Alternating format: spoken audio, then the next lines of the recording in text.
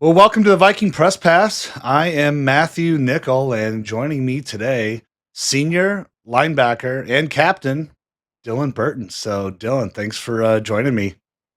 Yeah, excited to talk. Absolutely, man. Well, hey, it has to be nice to be back on the football field. I mean, back prepping for game day again after your ACL injury, last year. Let's just start off with that. Like, how you feeling? Yeah, feeling good. Last year with a football being ripped away so quick, it's definitely tough. And a lot over the off season, it's a constant battle because you want to be with the guys and have fun with them. But getting back, all summer long, I was training back home with a guy who I've trained with for the past 5, 6 years. So I was pretty confident coming in, but then as camp, you can't be prepared for camp as much as you think you are. So that was a little tough. My knees just and with the weather affects them, everything. So it's just Yep. getting used to being old. You got to take 30, 40 minutes to warm up and make sure you're putting icy hot or biofreeze on your knees to make sure you're just lubed up, I guess, keeping it smooth. Dude, if you're talking like me, I'm almost four. I'll be 43 next month. Like you can't be saying that. Yeah, You can't I use the never word thought I old. would. When I was younger, freshman coming in, people are like, "Oh, you're gonna regret it getting old. Everything hurts." And I was like, "Nah, I'll be fine." And then it creeps up on you. It sure does. So Dude, it does, man. Yeah, my lower back, my lumbar is like it's constantly in pain. So, really, chiropractors love me. My inversion rack loves me. Stretching loves me. But now, how has the road to recovery been? I mean, did you do a hamstring? Did you do a cadaver? How'd you repair the ACL? I had patellar, so I guess in some respect that what I think is pretty much the standard for football athletes, at least. And I did PT on campus here at PepsiCo, so that was nice. I was right down from the facility. With everything, it wasn't as bad as what I thought. I think it's just living with there's always going to be a constant ache. That's kind of the part that you got to wrap your head around. I remember when I did mine, I tore my ACL. I mean, it was really about like, obviously I did my hamstring Okay. and they just, wrap that thing up but it was really about all of the muscles surrounding the knee that really helps to stabilize it, Mm, and all of the different exercises and strength exercises that you were doing around that recovery.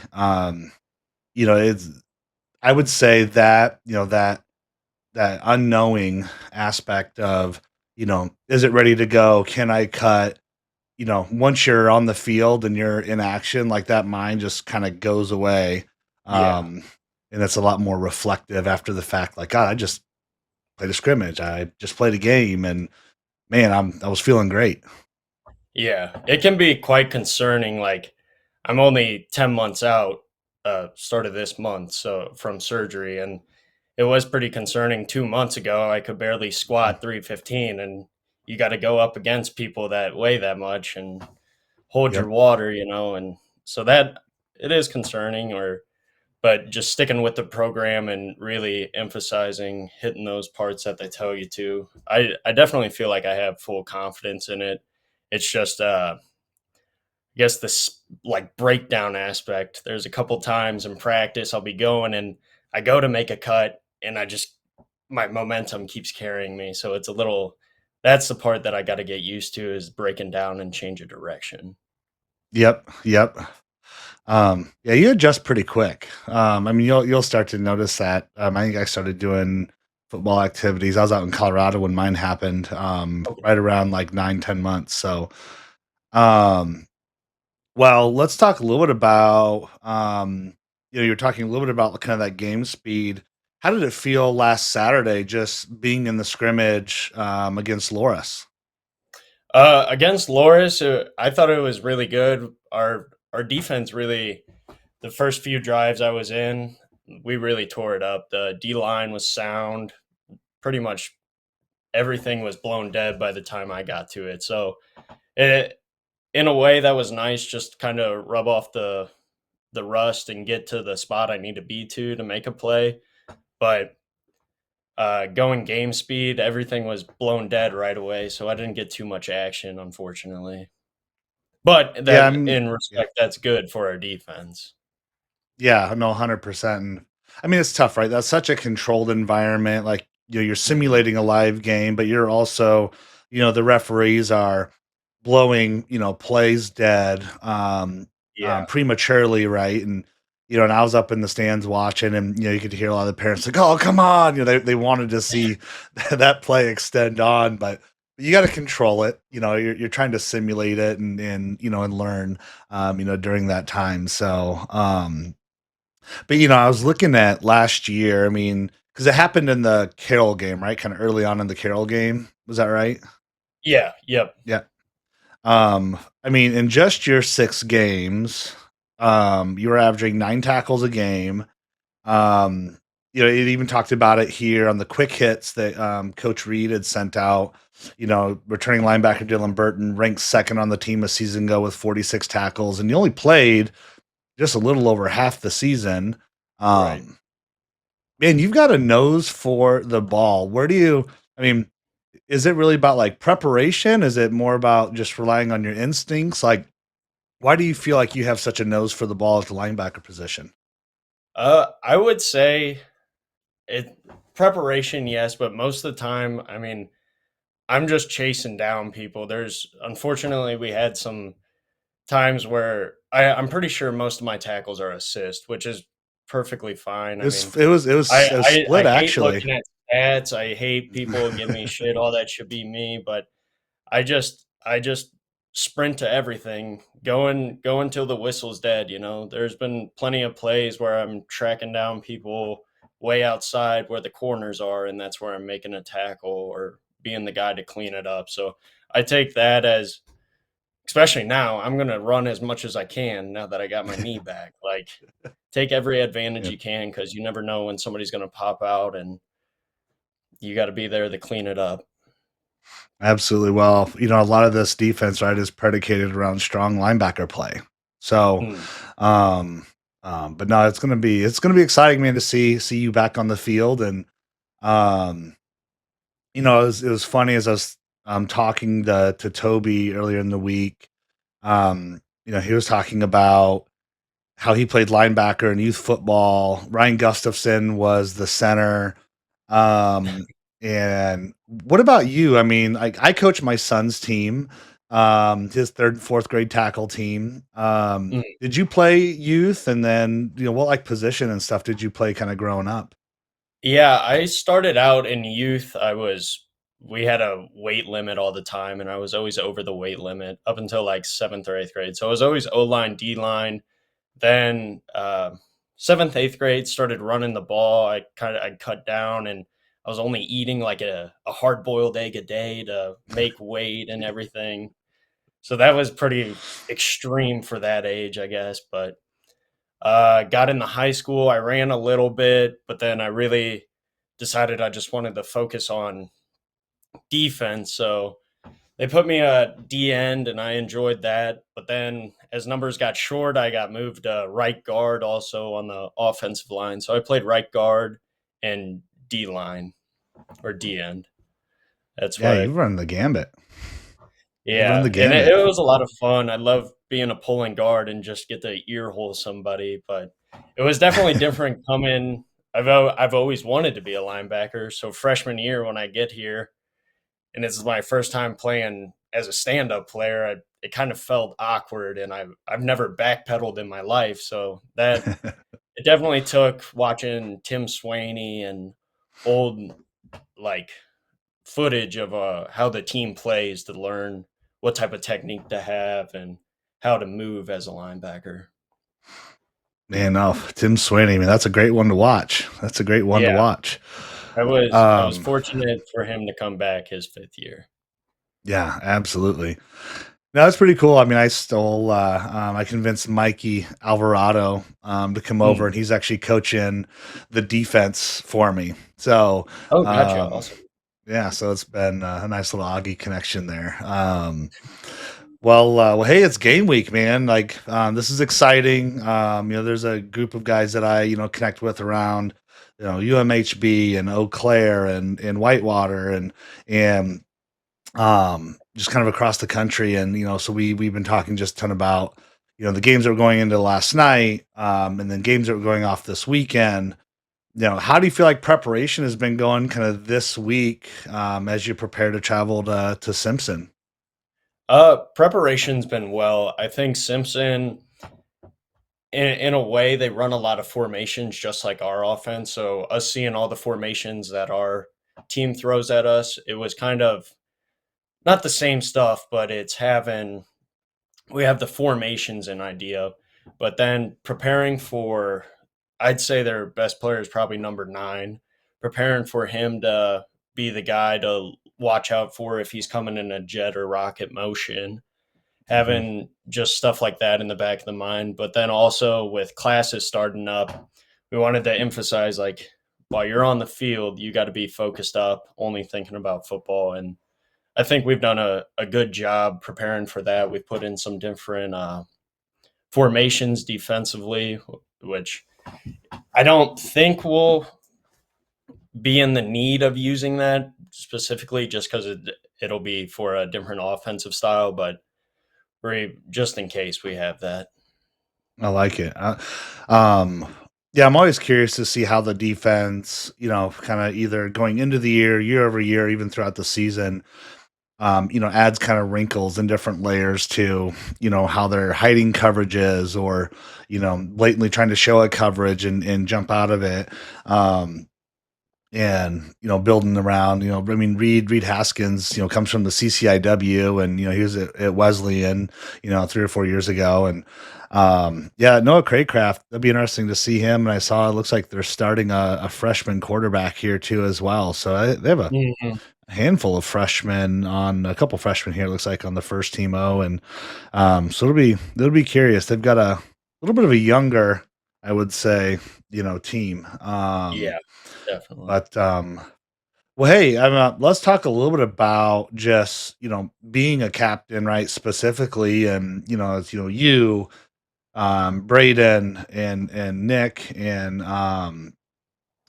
Toby, and I'm always kind of curious to hear about what you think like your leadership style kind of is, right? Like you've got your competition captains, they're focused on strong vocal leadership. Your culture captains, more like locker room guys, right? You've got your kind Mhm. of chemistry, captains, and then you've got your like, hey, this is the broader goal and vision of the team, and they kind of bring folks, kind of recenter them around, around that like strategic focus that what we're trying to do. Mhm. Um, how would you like kind of sum up how you feel like your leadership style is? For me, I've always respected the people that kind of take you under your wing, and that's always made me feel I don't want to let them down. So with regard to that, like the freshmen, younger grades below everything, I'm always gonna have a smile on my face, even if I'm having a bad day. Like I want to be the role model that is someone you can come to, and I hate to see people left out, and I want everybody on the same page. So I feel like I'm the person that I don't want. Like I want people to not want to let me down because I Hmm. don't want to let them down. So I feel within regard to that, I'm I mean, I'm going to talk if you do something wrong, I'm going to talk it out with you. If you did something great, I'm going to praise you, but uh, I'm not too like criticizing or beating somebody like beating a dead horse or giving them crap all the time. I'm not going to hold a grudge if you make a mistake. Um, but I Yeah. mean, I will jump down your throat if you're not gonna respect what we're doing, or if you're disrespecting someone else on the team. Yeah. Yeah, it's interesting. I talk with, the team I'm coaching. I'm like, effort, attitude, and be a great teammate. Those are the three things you can control. Mm, And it's like the only time I'm going to be upset is if you're not doing one of those three things. Um, so, I mean, I remember just being a freshman, and it's a culture shock. Coming to coming to college, adding a Mhm. sport, kind of being on your own, but then still trying to figure out like where does your place fit within the team. So I think having leaders like you and captains like you on the team, can really put at ease and kind of help include some of those freshmen that are they're just trying to figure out where they fit within the team, where they can help, and heck, half of it's probably just working on confidence. Yeah. So it's great to have folks like you on the team. So tomorrow, it's a late start, it's a 6 o'clock start. How does that kind of impact maybe your routine? I mean, I don't know. Are you guys going up tonight? Are you guys going in the morning, or how does that travel schedule Uh, work? I believe we're going tomorrow afternoon, like around that time. I think it's about a 3-hour drive. So if I remember Yeah. correctly, we it'll be around noon, 11 o'clock probably that we head out. Okay. How does that, once you're at the field, like, what does your routine kind of look like for you? I mean, apparently you're old Uh, and you need, icy hot and other stuff now, but yeah, uh I'd say I'm a very scheduled guy. Like, no matter if it's a late game or early game, I'm waking up at the same time. I'm drinking the same stuff every day, water right away, get a little bit of Gatorade or electrolyte, make sure I'm taking my supplements. Coming up to I eat about the same thing every time. I'll get some ground meat or vegetables, make sure it's light, a little bit of carbs before the game. But getting there, I'm not too social or talkative. I just kind of sit, have my earbuds in.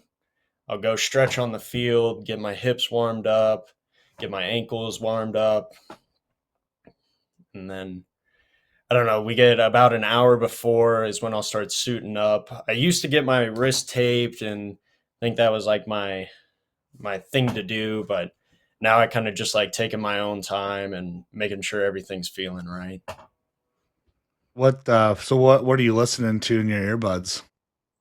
Oh, everything. Right now I've been really into Disturbed, Stained, uh Chevelle, just kind of older, not older, it's not that old. Like 90s, It's 2000s 90s. rock. I So, mean, yeah. yeah, Yeah, you're looking at 20 to 30 years old. So, yeah, that feels um, wrong. now what about yeah, I'm always interested to hear and it's me just doing my post-game research here before we go to tailgate. Um, what about post game at the tailgate? Is there something in particular like your family cooks? Do you like to, go grab something off someone else's, flat griddle? Um, what about that? uh I like to just sit down and reflect, honestly. Give my mom a hug, give my dad a hug. My girlfriend's there, give her a hug, but otherwise I'm sitting back, gonna chill out for 20, 30 minutes, and then I'll get up and go around, see what people got to eat or drink. Just kind of Nothing good too just to kind crazy. of calm, right? Yeah. Yeah. Absolutely. Well, one of the things I was thinking a little bit about is, in fall camp, you kind of alluded to it several times right around. It's a good time to bond with teammates, especially underclassmen a bit. The incoming freshmen. And as I was sitting here listening to you talk, it reminded me we were in the basement of Erickson Hall my freshman year, and we had joke night. Yeah. And, so all the freshmen had to go tell a joke. And we had our captains were all up front and all of our, seniors and juniors and stuff. And I remember it being like kind of nerve wracking. Did you guys do anything similar to that? Or like, You have joke night, you have, I don't know, I see like talent night. Like it's good, tasteful fun, but it's about bonding and doing Yeah, yeah. something non-football related. Anything like that that, you can maybe share about fall camp? Yeah, so all 4 years I've been here, after the Laura scrimmage or the last scrimmage, we've done a joke night, and it's always fun. It's electric. We see some funny stuff, hear some funny things, learn some new dirt on guys we didn't know, but then at the end, we always do like a karaoke or sing a song together, and it every year that just tugs, like, it feels right, and you feel like that song, us singing it together, it feels like we're all one family, screaming at the top of our lungs terribly, but it's awesome. All right, who kind of stood out on joke night? You don't have to recall the joke or anything, but like who were some folks that just really kind of stood out? Oh gosh, like freshmen or Um, Whatever, whomever, really. I mean, there's a um lot of characters on the team, so I'm always kind of curious, like, yeah, our like, I'll name drop here Carl Thomas, who I mean, he's a quiet guy. Love Carl to death. Stands right next to me on the field, and he's very talkative to me. But I think after joke night and hearing him stand up there with confidence in front of everybody, he's been opening up more to talking about his experience and kind of finding his leadership role too in that. So I thought that he stood out to me that night for sure. all right, now who's the best singer? You got karaoke going on. Well, who's got some good Best singer, pipes? I don't know. At that point in time, it's all one conglomerate of people yelling. Gosh, I don't even. I say Johnny Crawford. He does karaoke on his own. He Oh, when we're out, he's always up there singing. So I'd say Johnny Crawford. all right, I like it.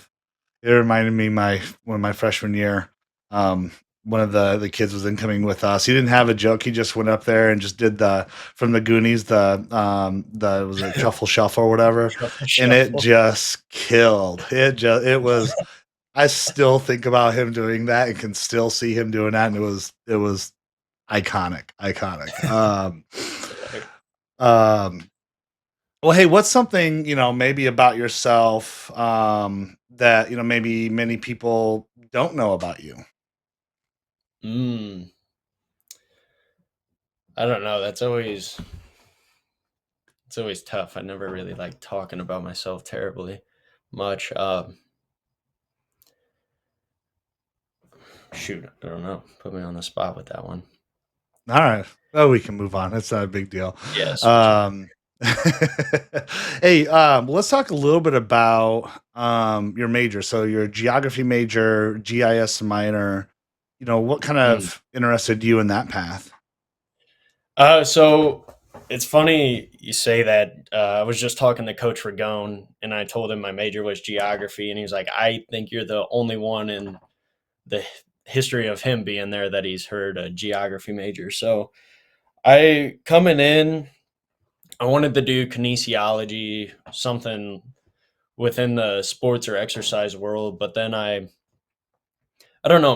Me and my parents kind of got to look in, and geography, environmental studies, and drones with GIS. That really intrigued me, and I think I could utilize that more after school than what I would with kinesiology or having to be in a biology and anatomy class, because I'm not the greatest test taker within that regard or of studying biology and everything. So I that wouldn't have been my cup of tea, I don't think. So I kind of went with geography just because of the Michael Jordan quote. I wanted to know where places were, or however that goes. What I mean, what does like a career after Augie look like with that type of background? So within geography, I've kind of leaned towards after school. I want to go into a trade and do what my dad does.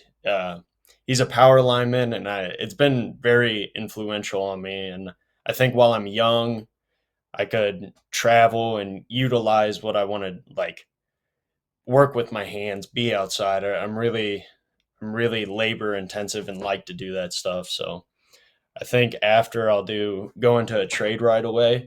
But with GIS, I can get my own drone, do land surveying, real estate surveying, making maps for people. They also, I've seen drones now that have pressure washers, and you can pressure wash the roof or of Yeah, I've houses or businesses. So plenty I can do with a drone, and I think that'd be good. A good side hustle or a good way to make money on the weekends while I'm young.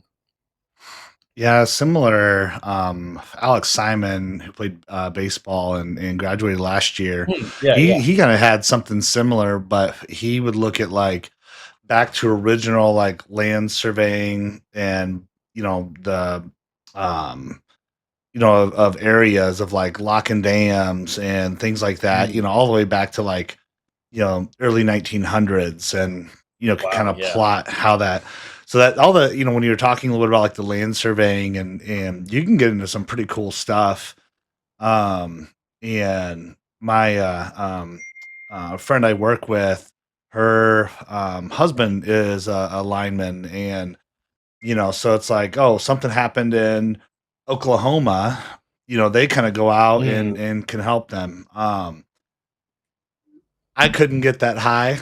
I couldn't do some of that stuff, but certainly appreciate the folks that can and do, because it's not easy work. Yeah. But it's pretty cool for sure when you're dealing with all that voltage, that you're bringing, kind of to and from areas. It's pretty neat Yeah. stuff.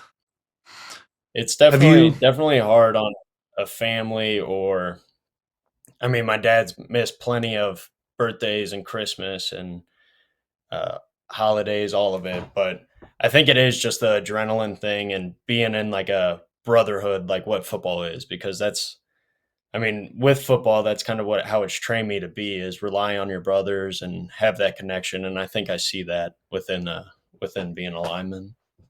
Yeah, that's I think it's an awesome choice. Um, Super cool.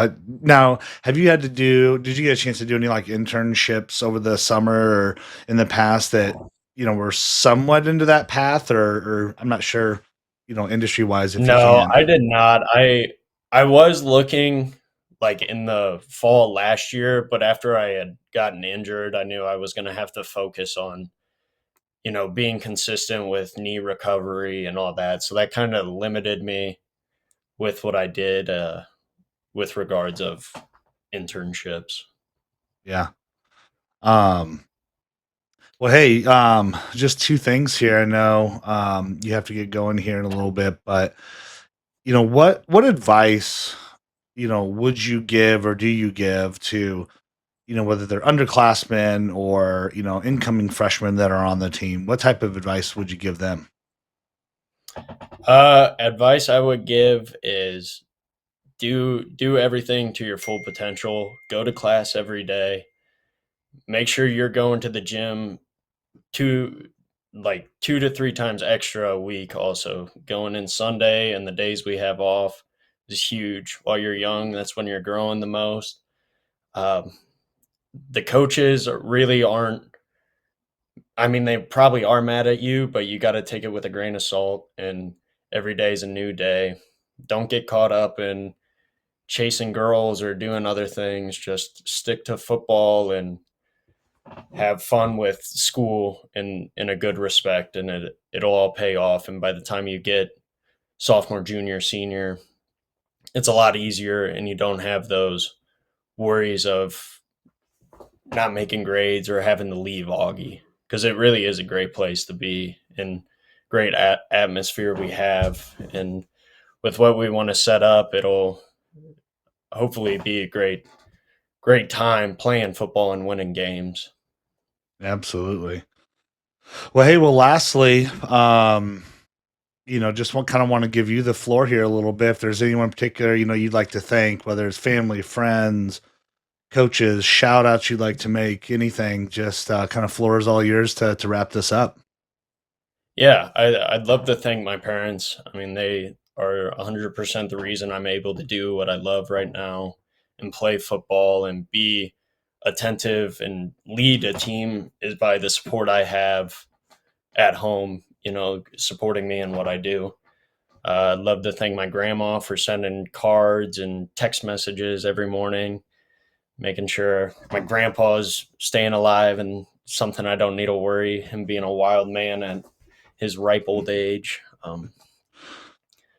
But yeah, I'd also just like to thank our coaches for putting their best foot forward every day, even though we may have mishaps and everybody does. It's still it's interesting to see that they always have a goal in mind every day, and that we are always chasing that. I love it. Well, Dylan, thanks again for joining me here. Yeah, It's been great to connect with you, and certainly good luck this season. Obviously, good luck this weekend, thank and I'll be on the calls obviously every Saturday at home.